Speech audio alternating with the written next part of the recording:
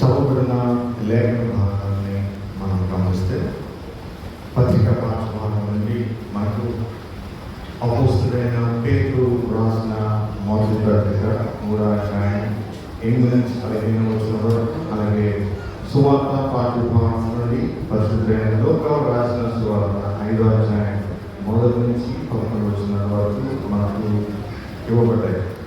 ప్రియమైన సంఘం, రెండు పాఠ్యభాగాన్ని మనం చదువుతున్న సందర్భంలో దేవుడు విశ్వాసాన్ని లోతైన అనుభవంలోకి ఆయన తీసుకుని వెళ్తూ ఉన్నాడు. పత్రిక పాఠ్యభాగాన్ని మనం గమనిస్తే అపోస్తలుడైన పేతురు రాసిన మొదటి పత్రిక 3వ అధ్యాయం 8 నుంచి 15 వరకు చదువుతున్న భాగంలో దేవుడు మనల్ని ఆశీర్వాదాలకు వారసులుగా ఉండటకు ఆయన మనల్ని పిలుస్తున్నాడు. పేతురు దేవుని చేత పిలువబడ్డాడు. పిలుపు అనేది ఒక వ్యక్తి జీవితంలో చాలా ప్రాధాన్యత కలిగింది. ప్రియమైన సంఘమా, పేతురు ఇక్కడ సంఘములకు దేవుని పిలుపును ఒకసారి జ్ఞాపకం చేస్తున్నాడు. మన నిజమై మనం పిలువబడ్డాము అని 9వ వచనంలో రాస్తున్నాడు, ఆశీర్వాదములకు వారసులకు మీరు పిలువబడింది. ఆశీర్వాదములకు వారసులకు మీరు పిలువబడుతుంది.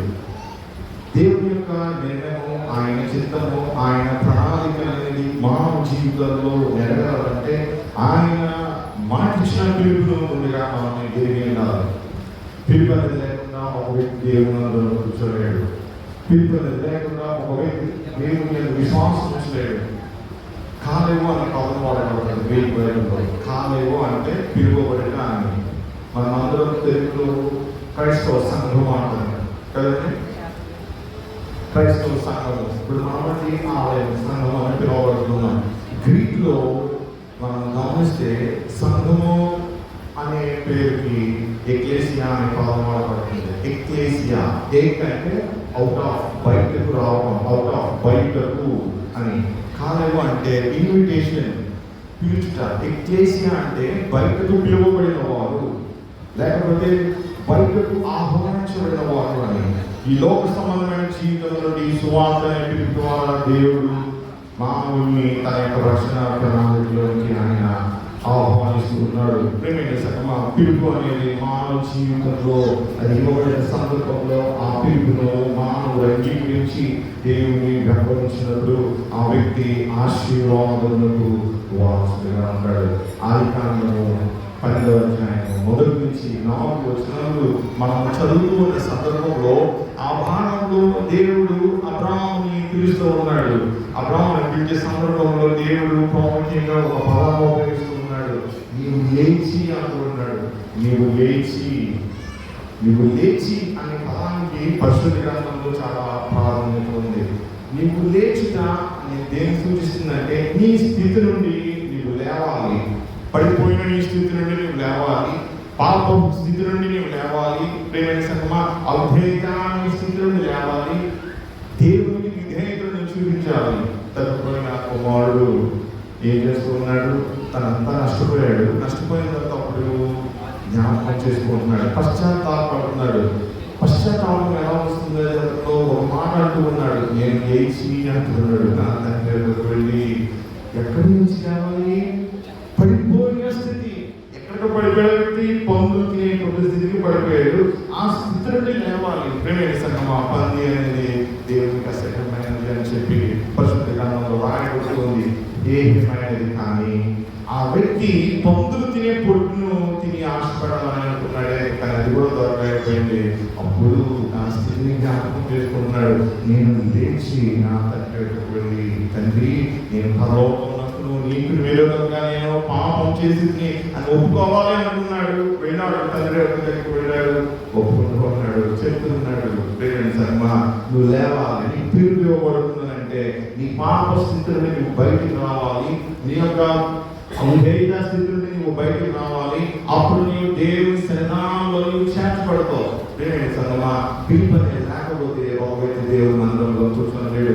ఈ రోజు నువ్వు ఆలయంలో కూర్చున్నావు అంటే దేవుడు నీకు ఒక ఇన్విటేషన్ ఇస్తూ ఉన్నాడు. ఎవరైనా పెళ్లికి వెళ్ళాలంటే ఇన్విటేషన్ ఉండాలండి.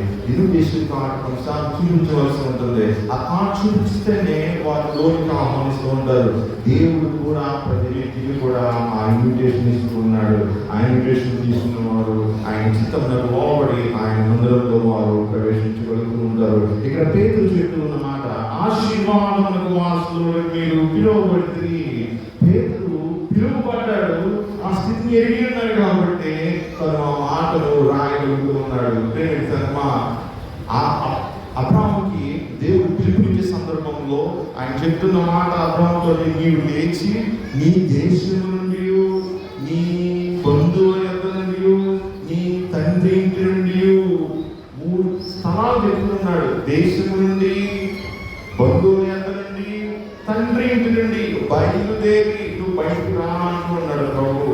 నువ్వు నివసిస్తున్న దేశము, నీ సంస్కృతి సాంప్రదాయాలు, వాటన్నిటి నుండి నువ్వు బయటకు వచ్చి నేను నీకు చూపించు దేశములకు నువ్వు బయలుదేరు అన్నాడు. ఈరోజు నువ్వు దేవుని పిలిచినందుకని నువ్వు బయటికి వస్తున్నావు అంటే నీ యాత్ర కొనసాగుతూ ఉందని అర్థము.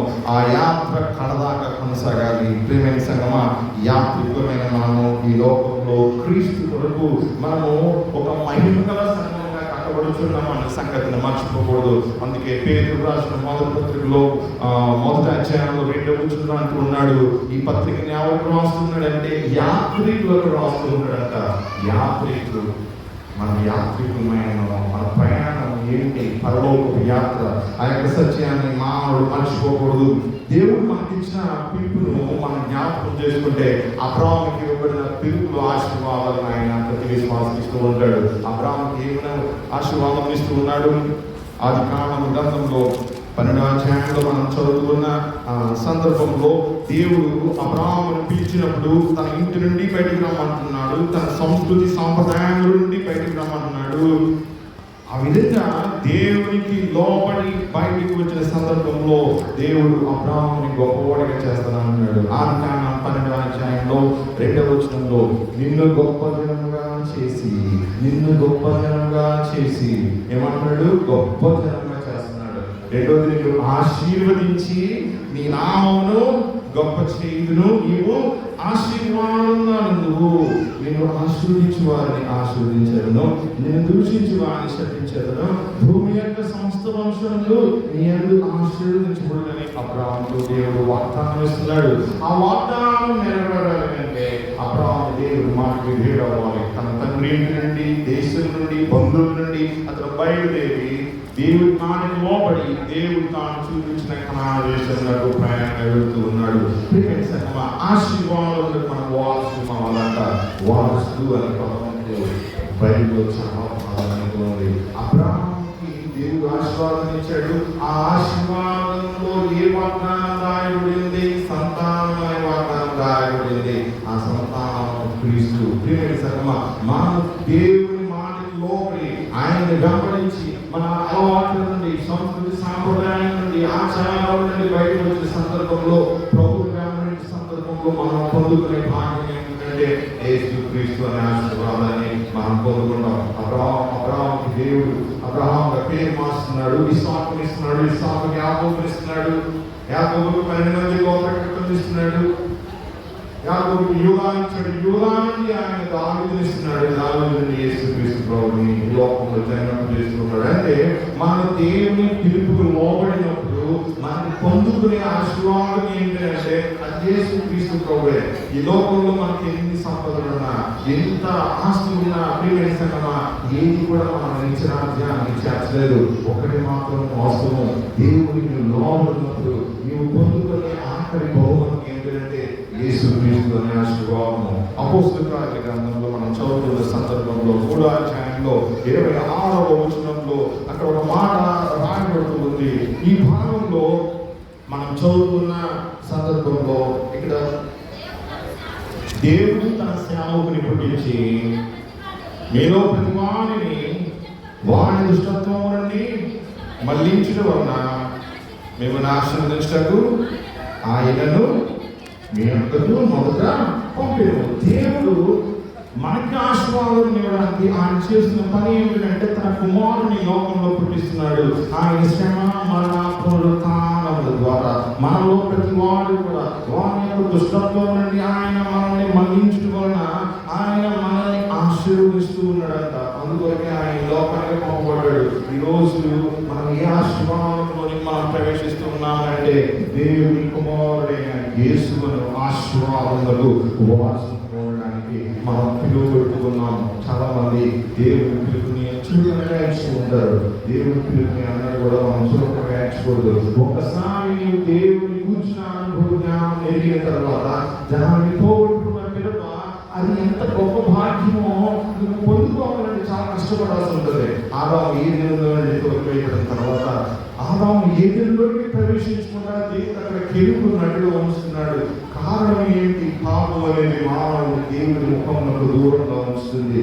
ఒక్కసారి మానవుడు దేవుడి సన్నిధిని కోల్పోతే అయ్యో శ్రమ. కానీ ఆ కోల్పోయిన భాగ్యంలో దేవుడు మానవుడికి తిరిగి ఇవ్వడానికి ఆయన తన ప్రియకుమారుడిని ఈ లోకంలో పంపుతున్నాడు. ఏ ఆశీర్వాదం అయితే ఆదాము ఏదైనా తోటలో కోల్పోయాడో ఆశీర్వాదాన్ని దేవుడు తన కుమారుడైన యేసుక్రీస్తు రక్తం ద్వారా ఆయన మనకు ఉచితంగా ఆయన మనకు అనుగ్రహిస్తున్నాడు. ప్రియమైన సంగమా, భక్తులైన పేతురు, అపోస్తలుడైన పేతురు ఈ భాగంలో రాస్తూ ఒక మాట అంటూ ఉన్నాడు.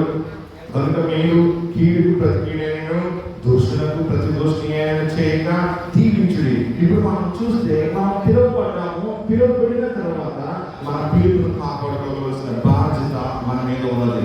దేవుడు ఆదాముని సృష్టించాడు, హవ్వని సృష్టించాడు. వారు తమ పిలుపును కాపాడుకోలేకపోయారు. వారికి ఇవ్వబడిన భాగ్యం ఏంటంటే వారు దేవుని స్వరూపంలో దేవుని వలె ఉన్నారు. వాళ్ళు దేవుని చేత ఆ రీతిగా నిర్మించబడ్డారు. కానీ అవిధేయత వలన వారు ఆ యొక్క భాగ్యాన్ని కోల్పోతూ ఉన్నారు. ఇప్పుడు పిలుపు ఇవ్వబడిన వారు దేనిని పొందుకుంటారంటే ఆదాము ఏ భాగ్యాన్ని కోల్పోయాడో ఆ భాగ్యాన్ని పొందుకోవడానికి దేవుడు పిలుపునిస్తూ ఉన్నాడు. ఇప్పుడు అటువంటి వారు ఆదాము వలె తమ పిలుపును పోగొట్టుకోకుండా కాపాడుకోవడానికి చేయవలసిన పనులు ఏంటని ఇక్కడ భక్తులు రాస్తున్నాడు.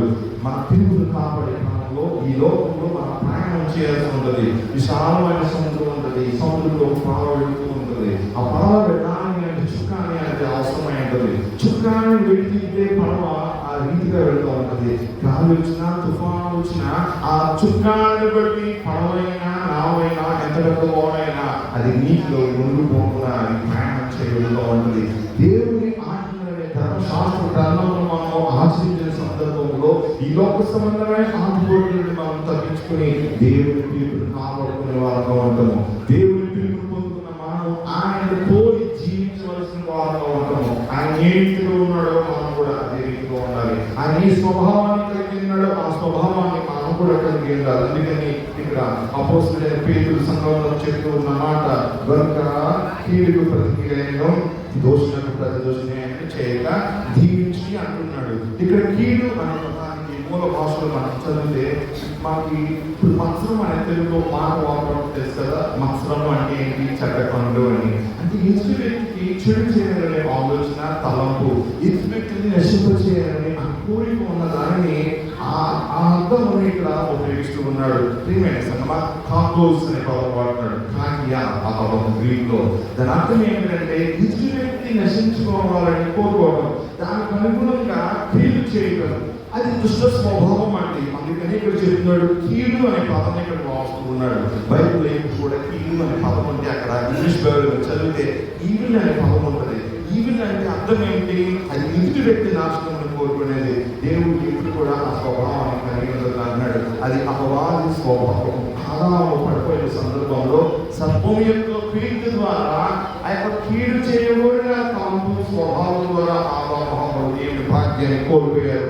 ఇక్కడ మనము ఆ యొక్క ఆదామును హవ్వను మోసం చేసిన సర్ప స్వభావం వల్ల మనం ఉండకుండా మనల్ని పిలిచిన వారి గుణాతిశయంలో మనం ప్రచురం చేయనిమిత్తమై మనం ఏర్పరచబడిన వంశంలో రాజులైన సమూహంలో పరిశుద్ధతను దేవుని సొత్తైన ప్రజలమైన కనుక మనం ఏం చేయాలని చెప్తూ ఉన్నాడు. ఇక్కడ కీడుకు ప్రతి కీడు చేయదు అన్నాడు. వారు చేసినట్టు చేయదు, వారిని కీడు తలంచినట్టు తలంచదు. ఆలోచనలో కూడా ఉంటారండి. మనం ఆలోచించుకుంటారే ఆ వ్యక్తి కీడు చేసేదే మనం కూడా చేయాలి. ఆ తలంపు వద్దని ప్రభు చెప్తున్నాడు. మనం దేవుని బిడ్డలం కాబట్టి ఆ తలంపు మనకు ఉండకూడదు. యేసుని ఒకసారి చూద్దాం. శిలువ మీద వేలాడుతూ ఉన్నాడు దేవుడు కుమారుడైన దేవుడు.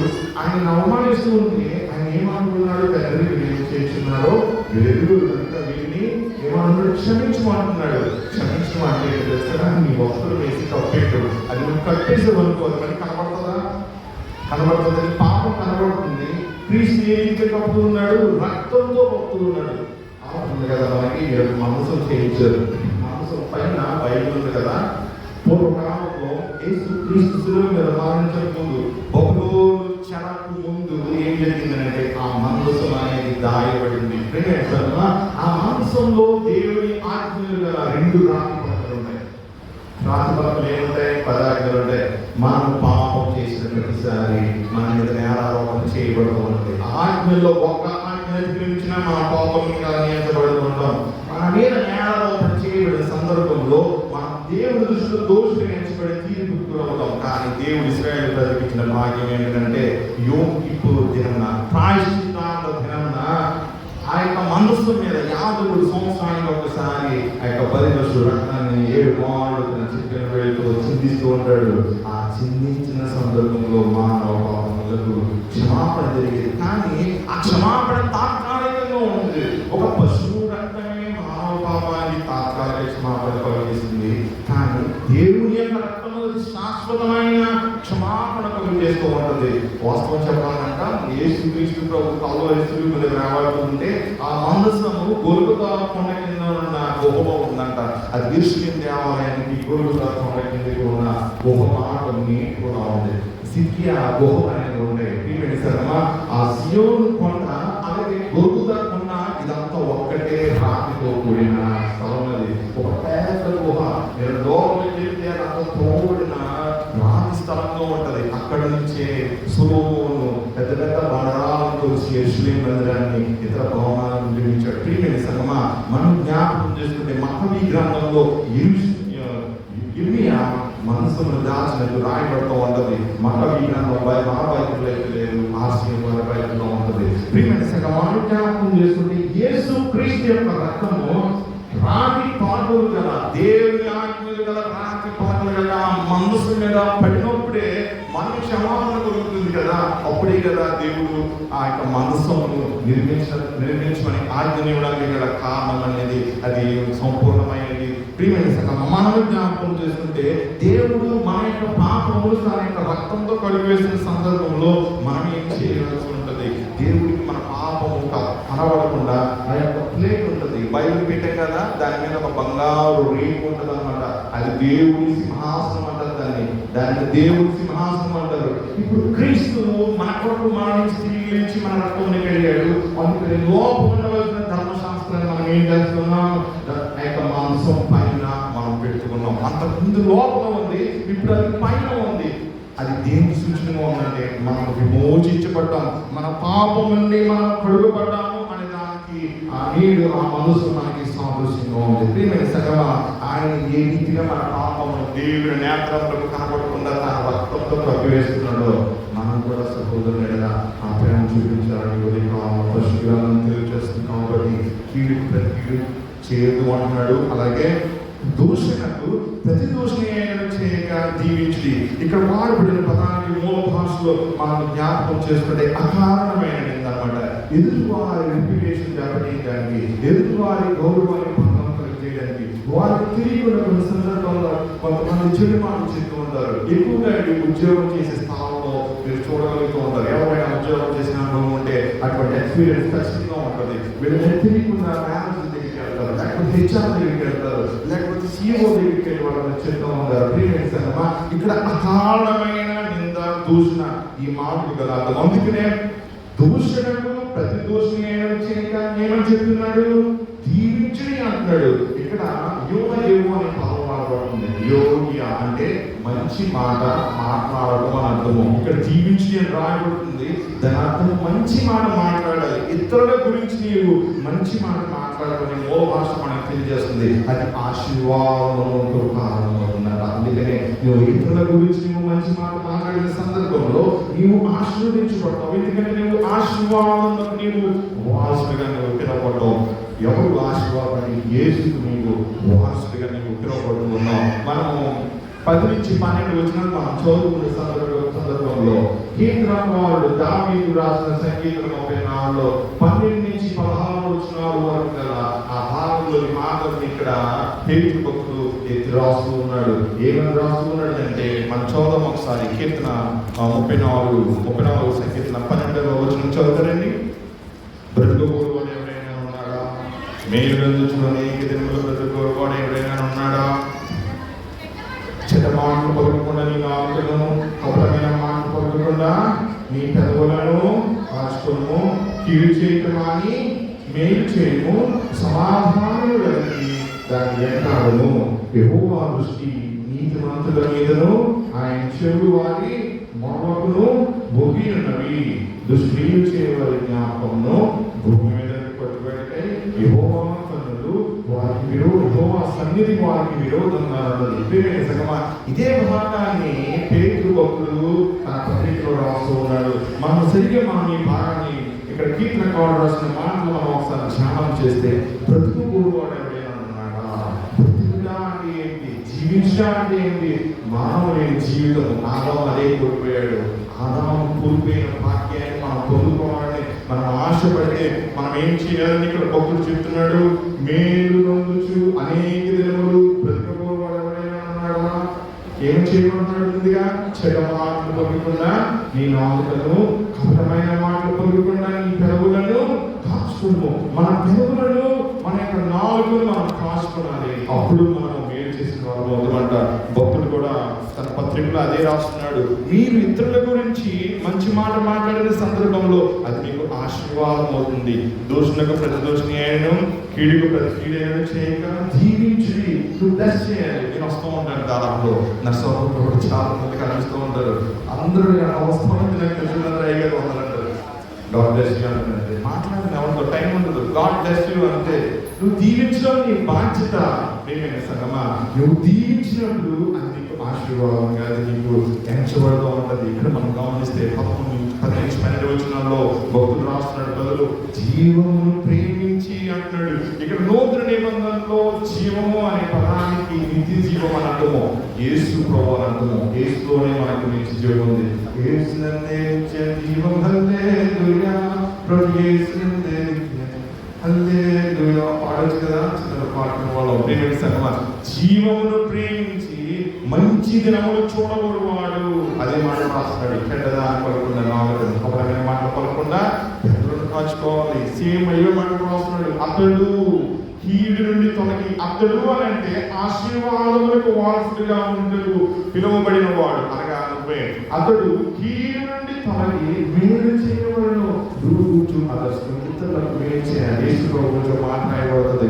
ఆయన మేలు చేయొచ్చు, సంచారం చేసినంత మేలు చేయొచ్చు. ఆయన వెళుతూ ఉన్నప్పుడు అనేక మంది రోగులు ఆయన ముట్టుకోవాలని ఆశపడేవారు. ఆయన వస్త్రం ముట్టుకోవాలి, ఆయన మాటలు వినాలి, ఆయన చేతులు పట్టుకోవాలి. ఎందుకు ఆశపడ్డారు?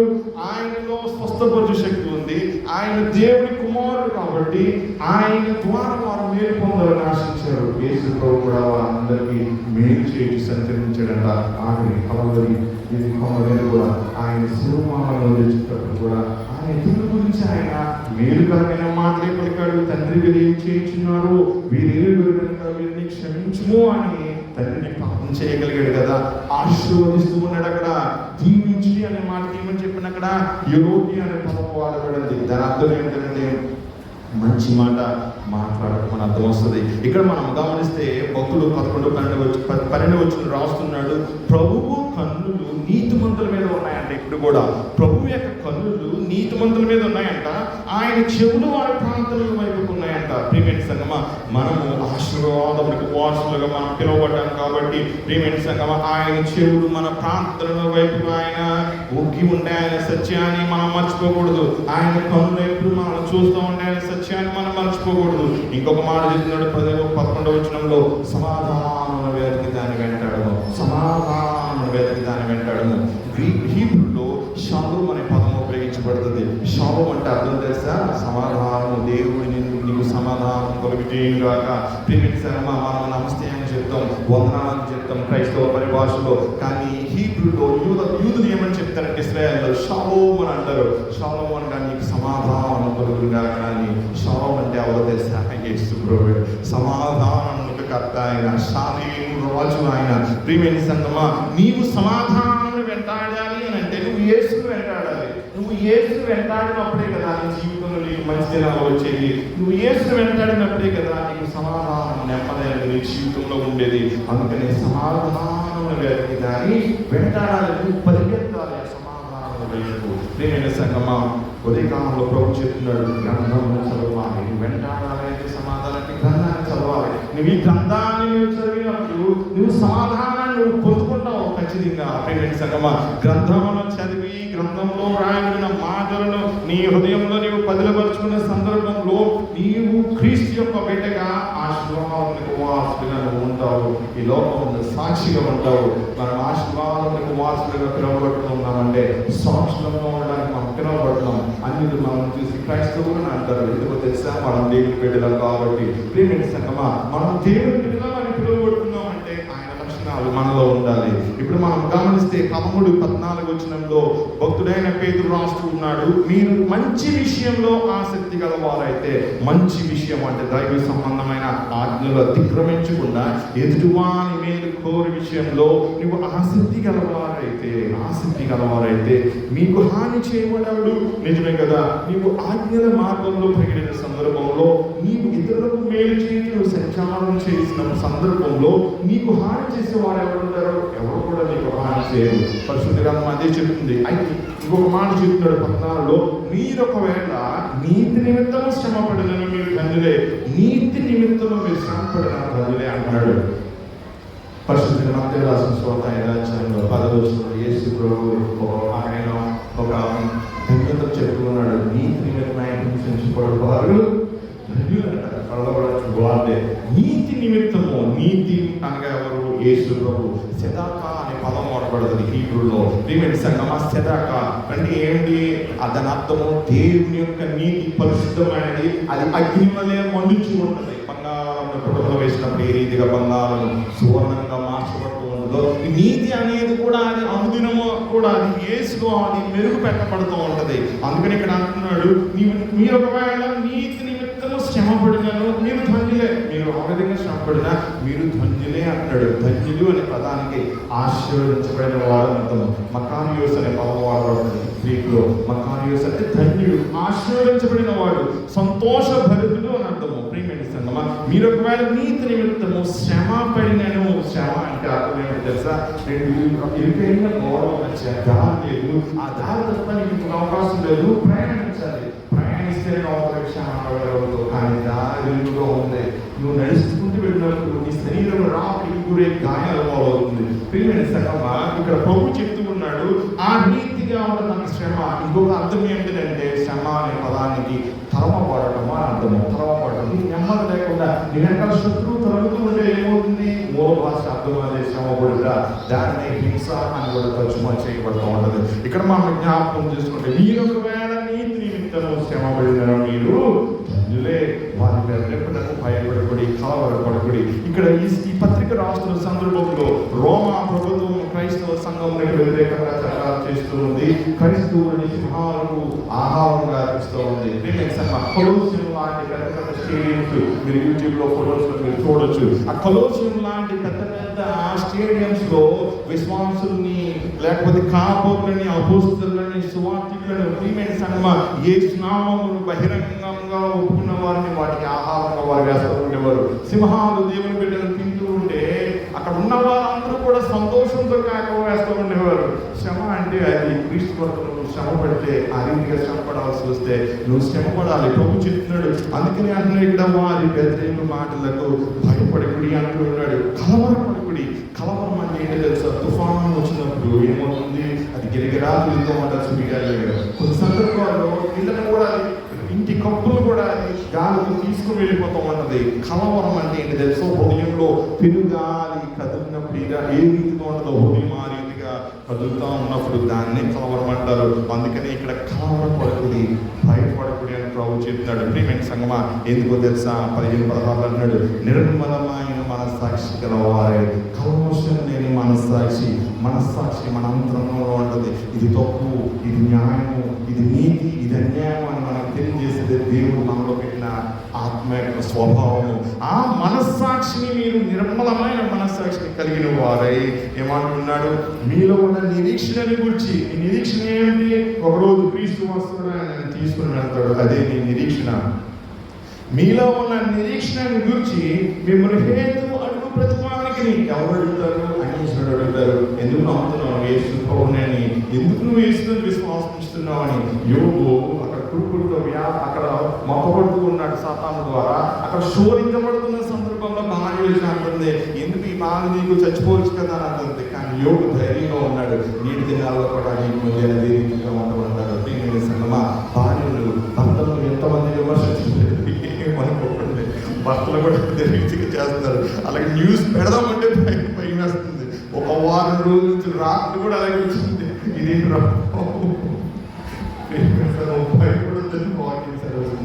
భయపడకుడి అంటున్నాడు దేవుడు ఇక్కడ తన భక్తుడి ద్వారా. కలవరపడద్దు అన్నాడు. కలవరపడకూడదు, ధైర్యంగా ఉండాలని కొద్ది కాలంలో పరిశుద్ధాత్మ దేవుడు మనకు తెలియజేస్తూ ఏమని చెప్తున్నాడంటే, అన్యజనులు మీ నిరీక్షణ గురించి మిమ్మల్ని హేతు అడుగుతారు. ఎందుకు నువ్వు దేవుని విశ్వాసం ఉంచుతున్నావు అని. అప్పుడు నువ్వు ఏం చేయాలో చెప్తూ ఉన్నాడు. అలా అడిగే ప్రతి వానికి సాత్వికంతో, భయంతో సమాధానం చెప్పుటకు ఎల్లప్పుడూ సిద్ధంగా ఉండాలంట. సాత్వికం అంటే ఏంటి? నీలో శక్తి ఉంటుంది, కానీ శక్తిని నువ్వు మంచి వేసుకుంటున్నావు. దానికి కారణం ఏంటంటే క్రీస్తుని హృదయంలో ఉన్నాడు కాబట్టి. ఆయన తన కాడి మోసుకుని వెళ్ళినట్టు నీవు కూడా నీ కాడిని మోసుకుని ఆయన రాబడించాలి. ప్రియమైన సంగమా, సాత్వికం అనేది ఎప్పుడు ఉంటుందండి? ఆయన కాడిని మోసిన సందర్భంలో. కాబట్టి పిలుపు నీకు ఇవ్వబడుతూ ఉందంటే క్రీస్తు యొక్క కాడిని మీరు మోపబడుతుంది. ఆ కాడిని నువ్వు మోయించి నువ్వు ముందుకు వెళ్ళాలి. అందుకని అన్నాడు, సాత్వికంతోనూ భయముతోనూ సమాధానం చెప్పుటకు ఎల్లప్పుడూ సిద్ధంగా ఉండి మీ హృదయముల యందు క్రీస్తును ప్రభువుగా ప్రతిష్ఠించి. మన హృదయాల్లో క్రీస్తుకి సింహాసనం ప్రతిష్ఠించుకోవాలి.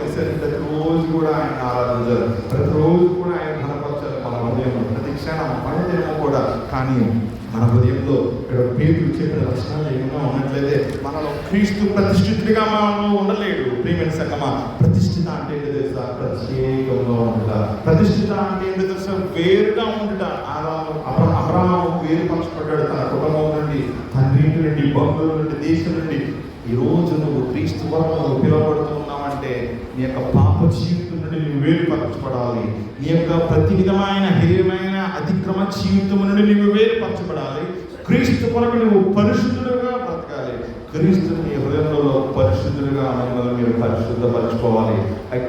అగ్నిలో సువర్ణం పుట్టడం వేయబడిన సందర్భంలో బంగారము మెరుగు పెట్టబడుతూ ఉంటుంది. నీవు కూడా క్రీస్తుని ప్రార్థన ద్వారా ఆత్మలో ప్రార్థన చేయొచ్చు, ఎదుగుచు వాక్యమును ధ్యానం చేయొచ్చు, వాక్యం గురించి మాట్లాడుతూ నీవు క్రీస్తుని హృదయంలో ప్రతిష్ఠించుకోవాలంటున్నాడు. అప్పుడు మీరు దేని విషయమై దుర్మార్గులను దూషింపబడుతురు, దాని విషయమై క్రీస్తునందున మీ సత్రవత్వం మీద 12,000 వారు సిగ్గుపడుతురు. ప్రియమైన సంగమా, పేతురు భక్తులు చెప్తున్నాడు, విశ్వాసంతో మీరు భయపడదు, మీరు 12,000 వారి గురించి మీరు బెదరుతూ అంటున్నాడు. అప్పుడు మీరు పరిశుద్ధమైన జీవితాన్ని కలిగి క్రీస్తుని మీ హృదయంలో అనుదినము ప్రతిష్ఠించుకోమంటున్నాడు. నువ్వు ఆయన పూజించినప్పుడు ఆయన ప్రతిష్ఠించబడతాడు కదా. అప్పుడు ఈ పవిత్రమైన జీవితం ద్వారా నీవు ఇతరులను సిగ్గుపరిచిన పడబోతాం అంటున్నాడు. నీ యొక్క మీద నిందన వేసిన వారు సిగ్గుపరచబడుతున్నారని ఇక్కడ పేతురు భక్తుడు చెప్తున్నాడు. ప్రియమైన సంగమా, పిలుపు ఇవ్వబడిన వారు ఈ రీతిగా జీవించాలని ఇక్కడ పేతురు భక్తుడు చెప్తున్నాడు. అయితే ఇంకొక మాట పై భాగంలో చెప్తున్నాడు, 12వ వచనంలో, ప్రభు కన్నులు నీతిమంతుల మీదను ఆయన చెవులు వారి ప్రాంతాలకు వైపులను ఉన్నవి కానీ ప్రభు ముఖము కీడు చేయని వారికి విరోధంగా ఉన్నది. ఆయన ముఖం అంట కీడు చేయని వారికి. ఏదైతే ఇక్కడ భక్తులు రాస్తున్నాడో, దీన్నైతే మనలో కలిగి ఉండకూడదని చెప్తున్నాడో, దాన్ని కలిగి ఉంటే ఆయన ముఖము మనకు విరోధంగా ఉంటుందట. ఇదే భాగాన్ని మన కీర్తన గ్రంథంలో మనం చదువుతున్నప్పుడు దావీదు రాస్తూ ఉన్నాడు, వారి జ్ఞాపకం ఆయన భూమి మీద నుండి కొట్టివేస్తాడంట.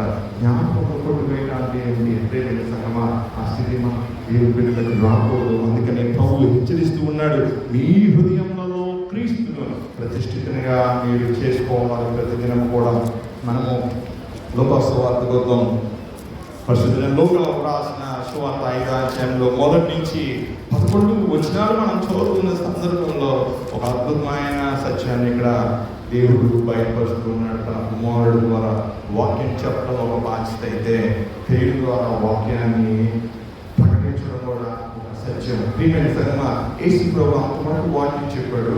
ఆయన వెళ్తున్న సందర్భంలో ఆయనకు పడవలు కనబడుతూ ఉన్నాయి నీటి దగ్గర. అక్కడ కొంతమంది ఓవర్ చేసుకుంటున్నారు, కొంతమంది వాళ్ళు నీటిలో కడుగుతున్నారు. నీరు ప్రవహిస్తూ ఉంది, సముద్రం నీరు. వాళ్ళు ఆ నీటిలో పెట్టి కడుగుతూ ఉన్నారు. దోణులు దిగిపోయారు మత్స్యకారులు. ప్రియమైన సంగమా, ఇప్పుడు ప్రభువు వారి ప్రాంతంలో ఉండి అక్కడ ఉన్న జనసమూహం కనబడుతున్న వారికి ఆయన సువార్త ఆయన బోధిస్తూ ఉన్నాడు. దేవుడు సువార్త ఎందుకు బోధించబడుతుందంటే నువ్వు ఆశీర్వాదములకు వారసుడిగా ఉండడానికి పిలుపు ఇవ్వడం కొరకు నీకు బోధించబడుతుంది. ఆ కార్యం చేసిన వాడు యేసు ప్రభు. ఇప్పుడు పరిశుద్ధులలో రాసిన సోతాయలో మనం చదువుకున్న సందర్భంలో మొదటి వచ్చిన చూద్దాం. జన సమూహం దేవుని వాక్యము వినాలి. దేవుని వాక్యము వినుచు ఆయన మీద పడుచుండగా. ఒక సినిమా హీరో వస్తేనే పట్టుకోవాలని వారి ఫ్యాన్స్ వారి మీద పడతారు కదా. ఒక రాజకీయ నాయకుడు వస్తే తమ నాయకుడిని పట్టుకోవడానికి, షేక్ హ్యాండ్ ఇవ్వడానికి, వారిని ముట్టుకోవడానికి ప్రజలు ప్రయత్నిస్తారు కదా. మరి దేవుడి కుమారుడు, దేవుడు తన రూపంలో మానవుని సృష్టించిన వాడు, ఆయనే శరీరుడిగా వర్ణించుకుంటే ప్రజలు ఆగుతారా? అందుకని చూడండి, జనసమూహము దేవుని వాక్యం వినుచు ఆయన మీద పడుచుండగా ఆయన ఏం చేస్తాడంట? గిన్నెసరతు సరస్సు తీరమున నిలిచాడంట. ఆయన నిలిచాడు. ఈరోజు ఆయన ఈ కొరకు నిలబడున్నాడంటే నువ్వు తండ్రివి, నువ్వు తండ్రిరాలివి. ఆయన నిలిచాడు. నిలిచి ఏం చేస్తున్నాడు చూడండి. 2వ వచనంలో ఆ సరస్సు తీరమున 2 దోణులను ప్రభు చూశాడంట. సరస్సు తీరమున సంగమా కిన్నెరెద్దు అనే పేరు పాత గ్రామంలో వాడబడుతుంది. ఇప్పుడు ఇక్కడ గిన్నెసరత్ అనే పేరు వాడుతున్నాడు నూతన నిబంధనలో. ప్రియమైన సంగమా, ఆ గిన్నెసరతు సరస్సు తీరమున యేసు ప్రభు నిలిచాడు. 2వ వచనంలో ఆ సరస్సు తీరమున 2 దోణులను ప్రభు చూశాడు. జాలరులు వాటిలో నుండి దిగి తమ వలలో కడుగుచుందని. పడవ దిగిపోయారు జాలరులు. పడవ దిగిపోయారంటే దాని అర్థం ఏంటి తెలుసా? పని ముగించాలని అర్థము. ఇంకా అయిపోయింది, బాధ్యతలు ముగించబడ్డాయి అని అర్థము. కానీ ఇక్కడ మనం గమనిస్తే ఈ భాగంలో తెలియజేయబడుతున్న సత్యంలో ప్రభు మనకు బయలుపరుస్తూ ఉన్నాడు. జాలరులు వాటిలో నుండి దిగి తమ వలలో కడుగుచుందని. మరలా దూరం ఎక్కుతారు వాళ్ళు, మరలా అవకాశం వస్తుంది. వాళ్ళు ఏం చేస్తున్నారు? కడుగుతూ ఉన్నారంట. కడుగుట అనేది పరిశుద్ధ పరచు ప్రక్రియ. మనం కూడా మన ఆత్మీయ జీవితాన్ని పరిశుద్ధపరుచుకోవాలి. మీరు దేవుని వాక్యాన్ని సాదృశ్యం. వాక్యమైన దేవుడు తన స్వరాన్ని వినిపిస్తూ ఉంటే జాలరులు మీరు దేవుని వాక్యంతో పోల్చబెడితే ఆ వాక్యమైన దేవుడి నీటిలో జాలరులు తమ హృదయంలో అక్కడ శుద్ధి చేసుకున్నారని మనం చెప్పొచ్చు. నువ్వు కూడా నీ హృదయాన్ని శుద్ధి చేసుకోవాలి. కానీ ఇక్కడ మనం గమనిస్తే జాలరులు అక్కడ కడుగుతూ ఉన్నారు. మన వాళ్ళు ఏం చేస్తున్నారు? వాక్ చేసుకున్నారు. దేవర్ మైండింగ్ దేర్ నెక్స్ అని ఉంటుంది. ప్రియమైన సంగమా, ఇక్కడ మనం గమనిస్తే 3వ వచనంలో ఆయన ఆ దోణులలో సీమోనుదైన ఒక దోణికి 2 దోణులు ఉన్నాయి. అందులో ఒక దోణిని చూశాడు ప్రభు. ఆ దోణికి పర్మిషన్ మారగా చేశాడు. ఈరోజు ఎవరితో ఎక్కాలంటే యేసుకి పర్మిషన్ అవసరం లేదు. ఒక వ్యక్తి హృదయంలోనికి యేసు ప్రవేశించాలంటే నీ అనుమతి అవసరం లేదు ఆయనకి. ఆయన దోణి ఎక్కుతూ ఉన్నాడు. దోణి ఎక్కి ఏం చేస్తున్నాడు? దరి నుండి కొంచెం తోయమని అన్నాడు. దరి అనుకోవచ్చు. నువ్వు దిగిపోయావు. నువ్వు నడవలసిన మార్గం నీటిలో ఉంది, సముద్రంలో ఉంది. నువ్వు ఒడ్డునుంటే నువ్వు ఓడిపోయిన వారితో సమానము. నువ్వు ఓడిగా ఉండాల్సింది. నీరు నువ్వు భయపడకూడదు, సముద్రం భయపడకూడదు. నువ్వు ప్రయాణించాలి. ఇప్పుడు ప్రభువు దోణి ఎక్కాడు. ఏదైతే నువ్వు గుర్తించలేకపోయావో దాన్ని కొనసాగించడానికి ప్రభు నీ జీవితాన్ని కార్యం చేస్తూ ఉంటాడు. ఇప్పుడు ఆయన దోణి ఎక్కి ఏం చేస్తూ ఉన్నాడు? దాని నుండి కొంచెం త్రోయమని అడిగి కూర్చున్నాడు. ఇప్పుడు కూర్చుండి దోణులలో జనసమూహములకు బోధించుచున్నాను. బలహీనుడు నీవు శక్తి లేని వాడివి. కానీ నీలో ఆయన నిలబడ్డాడంటే ఆయన నీ నుండి ఆయన పోరాటం చేయించగలుగుతూ ఉంటాడు. కానీ హృదయాన్ని ఆయన తన శక్తితో నింపి నిన్ను నీ జీవితాన్ని ఆయన తన మహిమ కొరకు ఇతరులను తన సన్నిధానాన్ని పిలవడానికి ఉపయోగించుకుంటూ ఉంటాడు. ప్రియమైన సంగమా, ఇప్పుడు ఆయన జన సమూహములకు బోధిస్తూ ఉన్నాడు. ఈ బోధ ధర్మశాస్త్ర సంబంధమైన బోధ. నువ్వు ఏ రీతిగా దేవుని ఆజ్ఞను గైకొనాలి, ఏ విధంగా నిశ్చయాలు ఆయన బోధిస్తూ ఉన్నాడు. ఇప్పుడు మనం 4వ వచనం చదువుదాం. ఆయన బోధించుట చాలించిన తరువాత ఇక్కడ మనం గమనిస్తూ మూల భాషలోకి వెళ్తే ఆపాడు. అక్కడ జస్ట్ పాజ్ ఇచ్చాడు అంతే. మన ఇండియా అంటుంది పాకిస్తాన్ మీద యుద్ధం చేసిన సమయంలో మేము యుద్ధాన్ని జస్ట్ మేము అలా పాజ్ ఇచ్చాం యుద్ధం అంతే అంటారు వాళ్ళు. మన ఇండియా గవర్నమెంట్ అంటుంది మేము యుద్ధం మాపం అంతే. మనం యూట్యూబ్లో కానీ పాటలు పెట్టుకుంటాం కదా, మనం క్రీస్తు మనం వేసే పాటలు పెట్టుకున్నప్పుడు, లేకపోతే మనం టీవీ చూస్తున్నప్పుడు పాజ్ నొక్కుతాం. పాజ్ నొక్కుని ఏమవుతుంది, వీడియో ఆగిపోతుంది, అలాగా మళ్ళీ పాజ్ నొక్కి కంటిన్యూ అవుతుంది. దాని అర్థం అదనమాట. ఇక్కడ మనం గమనిస్తే 3-4 వచనంలో ఆయన బోధించిన చాలించిన తర్వాత ఇప్పుడు పేతురుని చూస్తున్నాడు ఆయన. ఈరోజు నీతో కూడా అదే మాట్లాడుతుంది ఆయన. నీవు ధోనిను లోతునకు నడిపించి కమాండ్ ఇస్తున్నాడు అక్కడ. నీవు ధోనిను లోతునకు నడిపించు. నువ్వు దేవుని కుమారుని విధేయత చూపించాడు. ఎవరు? పేతురు. నువ్వు కొంచెం త్రోయి అనగానే విసుక్కోకుండా ఆ యొక్క ధోరణు కొంచెం తోసాడు, వేసే ఎక్కాడు. ఇప్పుడు లోతునకు నడిపించు అంటున్నాడు. లోతునకు నడిపించి ఏం చేయాలంటున్నాడు? చేపలు పట్టుటకు మీ వలలు వేయడని సీమోను చెప్తున్నాడు. ఇప్పుడు వేయండి మీ వలలు మీరు అంటున్నాడు. సీమోను అప్పుడు లేడు, ఇంకా ఉన్నారు అక్కడ. చేపలు పట్టుటకు మీ వలలు వేయుడి అని సీమోనుతో చెప్పగా ఒక మాట అంటూ ఉన్నాడు. సీమోను పేరు వచ్చుకుని ఏమన్నాడు తెలుసా? లోబడటానికి బదులుగా తన యొక్క సమస్యను అక్కడ యేసుకు చెప్తూ ఉన్నాడు. ఏమని? సీమోను అన్నాడు, ఏలినవాడా అంటున్నాడు. ఏలినవాడా ఈ పదానికి ఇష్టం అనేసి నాకు పోలేదు. దాని అర్థం ఏంటి తెలుసా? పై అధికారి అని అర్థము, కమాండర్ అని అర్థము. పాత నిబంధనలో నాగిద్ అనే పదం వాడబడుతుంది. నాగిద్ అంటే అధిపతి. దేవుడు సౌలును ఇశ్రాయేల్ ప్రజల మీద నాగిద్దిగా అభిషేకించాడు. దావీదును కూడా నాగిద్దిగానే అభిషేకించాడు. ఇశ్రాయేల్కు రాజు ఎవరంటే దేవుడే. దేవుడు తర్వాత వాళ్ళు పరిపాలించేది అధిపతి. ఇక్కడ మనం గమనిస్తే ఈ పదమునే ఇక్కడ ఉపయోగిస్తూ ఉన్నాడు. ఎవరు? పేతురు భక్తుడు. ఏలినవాడా అంటున్నాడు, కమాండర్ అంటున్నాడు. నువ్వు మా ప్రభువుని అంటున్నాడు. అందుకని ఏలినవాడా అని అంటున్నాడు. రాత్రి అంతయు మేము శ్రమ పడుతుంది. రాత్రి అంతా శ్రమ పడ్డావు. మేము శ్రమ అంటే ఏంటి? నువ్వు అలసిపోతావు అనమాట. అలసిపోయి నీరసమైపోతావు, ఇంకా నువ్వు పని చేయడం అలసట అనమాట. ఇక్కడ ఓటమితో కూడిన అలసట ఇది. రాత్రంతా మేము ప్రయాస పెడుతుంది కానీ మాకేమీ దొరకలేదు. అయినను ఈ మాట చొప్పున వలలు వేస్తున్నని ఆయనతో చెప్పును. ప్రియమైన సంగమా, నీ జీవితంలో ఓడిపోయి ఉండొచ్చు, ఇంకా నువ్వు ఏం చేయాలని ఉండొచ్చు, కానీ ఈ పేరు చెప్తున్నమాట అయినను ఈ మాట చొప్పున, అయినను ఈ మాట చొప్పున అన్నాడు. చదాధిపతి అన్నాడు, మాట మాత్రం సెలవు ప్రభావ, నా కుమారుడు నా దాసుడు తిరిగి లేస్తాడని మాట మాత్రం సెలవిస్తే చాలైనా. అందుకనే పేతురు కూడా ఇక్కడ అదే మాట అంటూ ఉన్నాడు. అయినను ఈ మాట చొప్పున. ఇక్కడ రేమ అనే పదం వాడుతున్నాడు. రేమ అంటే అధికారం కలిగిన మాట, కార్యము చేయనది. ప్రియమైన సంగమా, శక్తి గలది, పలుకబడిన మాట, దేవుడి మాట. అందుకని అంటాడు అయినను నీ మాట చొప్పున వలలు వేసునని ఆయనతో చెప్పడం. విధేయతను చూపుతూ ఉన్నాడు. యేసు ప్రభు ఇచ్చిన పిలుపుకి విధేయతను చూపుతూ ఉన్నాడు. 6వ వచనంలో వారు అలాగూ చేసి విస్తారమైన చేపలు పట్టుకుని అందుచేత వారి వల ఏమవుతున్నాయంట? పిగిలిపోతున్నాయంట. ప్రియమైన సంగమా, విస్తారమైన చేపలు. ఎప్పుడైతే నువ్వు దేవుడి మాటకు లోబడతావో, ఆయన చెప్పినట్టు నువ్వు చేస్తావో, విస్తారమైన కోతను నువ్వు కోస్తావు. అందుకే అన్నాడు వారు అలాగూ చేసి విస్తారమైన చేపలు పెట్టారంట.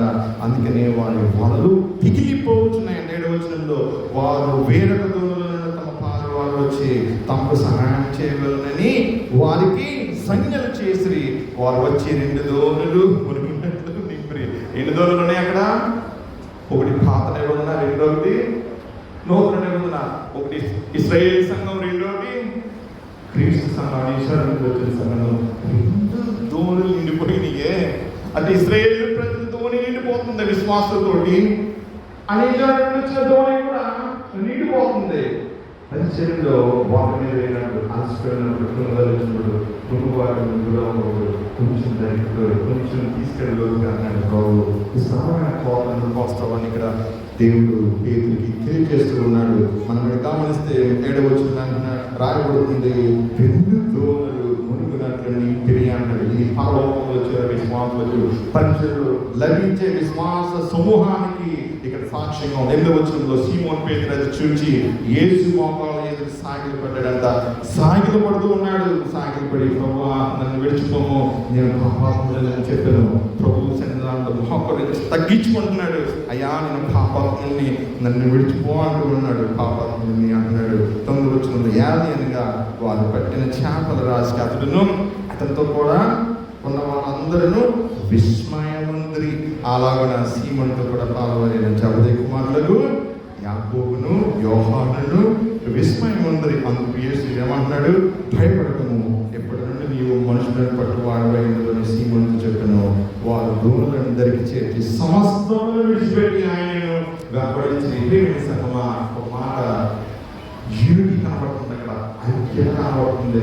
మంచి చేయడంలో ఇతర దూరంలో ఉన్న వారు కూడా వచ్చారు, 2 దూరంలో కూడా నింపారు. ఇప్పుడు అందరూ కూడా తమ వలలు విడిచిపెట్టారు, తమ కుటుంబంలో విడిచిపెట్టారు. ఎక్కడికి వెళుతున్నారు? యేసుని వెంబడిస్తూ ఉన్నారు. ఎందుకంటే నువ్వు ఆశీర్వాదాలకు వారసుగా ఉండడానికి నువ్వు పిలువబడ్డావు. ఈరోజు నువ్వు పిలువబడ్డావు ఆశీర్వాదాలకు వారసుగా ఉండడానికి. వీళ్ళు ఒక సంవత్సరాన్ని విడిచిపెట్టుకున్నారు. పేరు అంటున్నాడు, ప్రభా మేము సంవత్సరాన్ని విడిచిపెట్టేశారు కదా, మాకేం లభిస్తుందని అంటే యేసు యొక్క మాట అంటున్నాడు, నీవు ఈ లోకమందు నువ్వేదైతే పోగొట్టుకున్నావో వాటితో పాటు ఆ లోకమందు చాలా రెట్లు నువ్వు పొందుకుంటావని చెప్తున్నాడు. ఎవరి కాలంలో తన తండ్రిని, తన తల్లిని, తన భార్యను, తన బిడ్డలను, సహోదరులను, సహోదరులను, తన దేశంలో, తన కుటుంబమును, తన గ్రామమును విడిచిపెట్టిన, ప్రభు కొరకు విడిచిపెట్టిన ప్రతి ఒక్కరు కూడా ఈ లోకంలో వారిని నల్ల పొందుకుంటారు, రాబోయే లోకంలో పొందుకుంటారు. ఈ లోకంలో ప్రభు కొరకు నీ వారిని విడిచిపెడితే ప్రభు వారిని నిత్య శాశ్వత కాలం నీకు ఉంచుతాడు. అందుకనే మనం ఎవరిని ప్రేమించకూడదు, దేవుడు ప్రేమించాలి. దేవుని ప్రేమించినప్పుడు ఈ లోకంలో నీ వారిని ఆయన సదా తన సంఘాలు వాక్పడి ఉండలేక కొనగలిస్తారు. అది రహస్యం అని తెలుగు రహస్యం.